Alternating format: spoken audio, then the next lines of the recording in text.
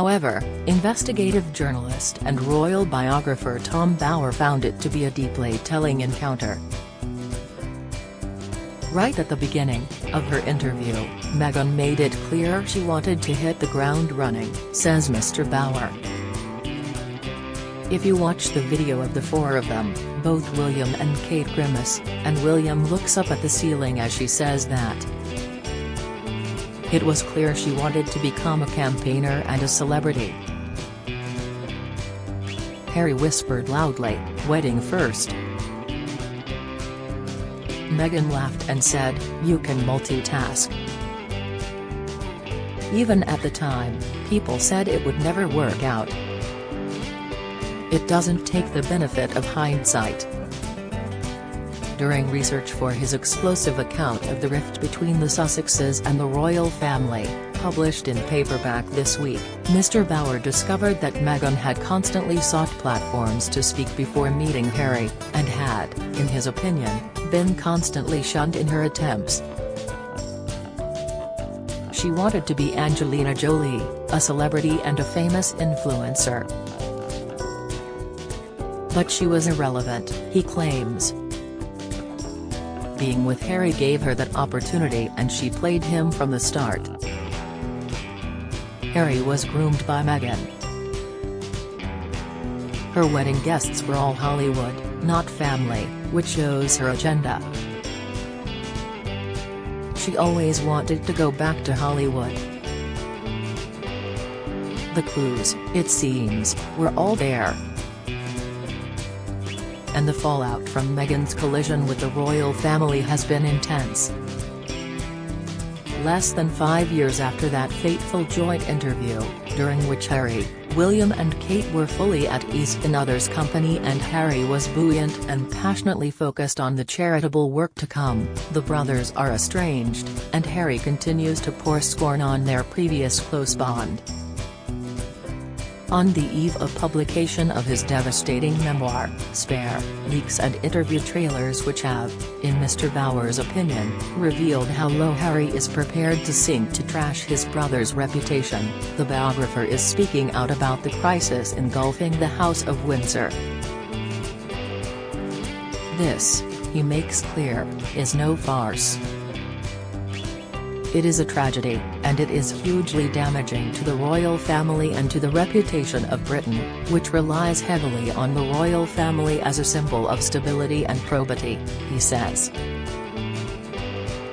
Harry and Meghan make it look completely defective, and it's doing huge international damage. Spare, by Prince Harry, the Duke of Sussex £28.14 view deal. Prince Harry's highly anticipated and revealing memoir, Spare, launches on January 10, 2023. Available to pre-order now on Amazon. Shop to read the gripping story of his life growing up in the royal household. This is treachery of the highest level. The point about this operation, and it is an operation, is that it is very skillfully calculated. Every appearance, every interview, is part of a jigsaw designed to build up Meghan as an international figure. It's very cleverly devised. Mr. Bower claims, she has been an agent of destruction who knew exactly Harry's vulnerabilities, and she played to them by offering a needy man a solution to his problems, and most of all an escape. I do believe he wanted to escape due to his intellectual weakness, emotional turbulence and unhealthy obsession with his mother. Meghan came in demanding not only parity, with Kate and William, but superiority. Mr. Bower, a former producer of the BBC's investigative programme Panorama, whose previous subjects have included Prince Charles, Jeremy Corbyn and Tony Blair among others, interviewed 80 sources for his latest book. He firmly believes Meghan never had any intention of staying in the UK, except on her terms, which was to be #1. It could never end well. She is an intelligent, driven, ambitious woman who couldn't understand how Kate, who had never seen poverty or experienced the continuous rejection that Meghan had faced building her career, was higher up the pecking order. She didn't like the hierarchy. It isn't the American way. Mr. Bauer believes Meghan to be a far greater narcissist than Harry. He is privileged and pampered, and inclined to the overdramatic, he says. All those paparazzi shots of Harry outside nightclubs? He'd go out the front to abuse photographers to give publicity to the friends that owned the clubs. And his idea that his mother was murdered by the media is plain wrong. Diana collaborated with the media her whole life. She was killed by a drunk driver and by the fact she wasn't wearing a seat belt. Meghan may have suggested a different interpretation, claims Mr. Bauer. I coined the view, taken up by everyone now, that Meghan has her own truth, says Mr. Bauer. He elucidates further in his book, writing, whatever Meghan believed became a fact. In her mind, she decided what she believed was true, and there was no possibility of contradiction. Contradiction of her truth was persecution. She sincerely believed that everyone had the right to create our own truth about the world. This is what Harry has adopted, says Mr. Bauer of her Hollywood-style rejection of a universal truth. That's why I don't believe a word Harry says. The idea that after Harry is hit by William, if it even happened, that the first thing Harry does is call his therapist on speed dial beggars belief. And there is the caveat about the fight. Is it even true? Harry is the strong man, not William. The truth is that of course William was terribly upset. Not only had Meghan been abusive towards staff, but she had also upset Kate. I do believe Harry was upset because his family told him not to marry Meghan, that he hated Camilla because of what she did to his mother, and that Charles was not the greatest father. The starter to all this was William urging Harry, in 2017, before the wedding, to take his time and not to rush into it.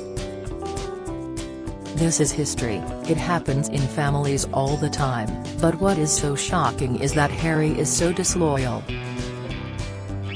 He claims to be the victim, but actually, he is the aggressor, in my opinion.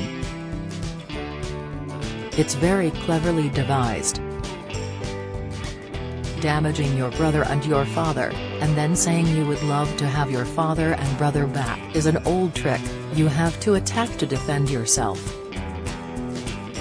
You are posing as the victim but really you're the aggressor. This is all designed by someone playing a very skillful game with skillful close advisors, in this case, the publisher, Random House, who have staked $20 million, and Netflix, who have staked $100 million.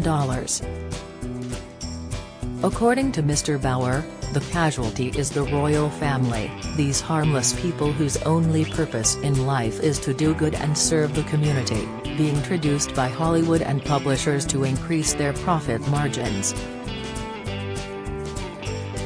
The biographer adds that the royal family's discreet silence, underscored by their belief that dirty linen should not be aired in public, is failing. The linen is being washed. The only way out of this, in my view, is that William has got to give an interview, renouncing Meghan's lies and explaining how she threatened and challenged what are perfectly normal structures and hierarchies. Mr. Bauer says he would also encourage William to share his fears, which he believes are, that Meghan was going to sabotage the monarchy. Which is exactly why he advised Harry not to marry her, he adds. Mr. Bauer also believes Charles, whom he says dislikes confrontation, should take decisive action.